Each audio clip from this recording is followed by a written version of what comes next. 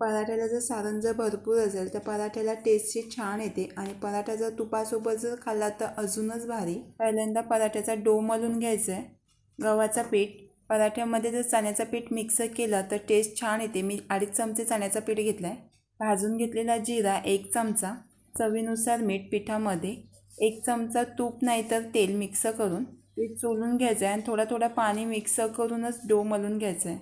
पीठ जास्त पातळही करून घ्यायचं नाही. पराठ्यामध्ये कलोंजी आणि व्हाईट टीही मिक्स करू शकता. याप्रमाणे पीठ मळून रेस्ट करत ठेवायचं आहे. आणि आता आपण स्टफिंगची तयारी करणार आहोत, सारण तयार करणार आहोत. जेवढी तुमच्या माणसांची क्वांटिटी असेल त्याप्रमाणे कोबी घ्या. मी अर्धा कांदा घेतला आहे, खिसून घेते. कोबीचा कांदा खिसून घेतल्याने एकसारखा कोबीचा कांदा खिसून निघतो.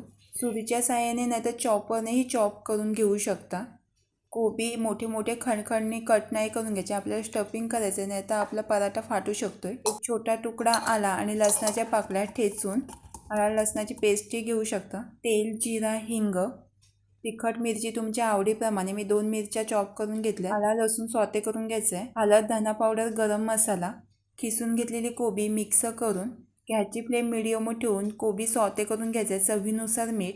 कोबीमध्ये अजिबात पाणी ओतून नाही घ्यायचं आहे. 2 मिनिटे झाकण देऊन कोबीमधला मॉइश्चरपणा पूर्णपणे रिमूव्ह करून घ्यायचं आहे. सारण खाली ओतून थंड करून कोबीचे पराठे जेवढे मोठे छोटे पाहिजे असेल त्याप्रमाणे पेढे करून कोबीचं सारण भरण्यासाठी छोट्या छोट्या पोळ्या करून साईडून कडा लाटून घ्यायचे. मध्ये पीठ जाड ठेवायचं आणि साईडून फक्त कडाच लाटून घ्यायचे. कोबीची स्टफिंग सारण भरून जेवढी पराठ्यामध्ये तुम्ही स्टफिंग भराल तेवढा पराठा छान लागतो. पराठ्याची स्टफिंग बंद करून पोटली बांधताना एक्स्ट्राचा जो पीठ राहतो तो रिमूव्हही करू शकता. हाताने फ्लॅट करून घ्यायचं नाही तर लाटणीच्या साहाय्याने एकावर एक घडी ठेवून याप्रमाणेही पराठे बनवू शकता. चौकोनी पराठे, त्रिकोणी पराठे कोणत्याही पद्धतीत बनवून घ्या. फक्त सारण बाहेर न येता याच पद्धतीत बनवून घ्यायचं आहे. सोपी पद्धत. चपाती पातळ पातळ लाटून एका चपातीवर सारण पसरून घ्यायचं आहे. वरून दुसरी चपाती आहे ती पॅक करून घ्यायची. पराठे भाजताना जर तुपाचा जर वापर केला तर पराठे 1 नंबर होतात.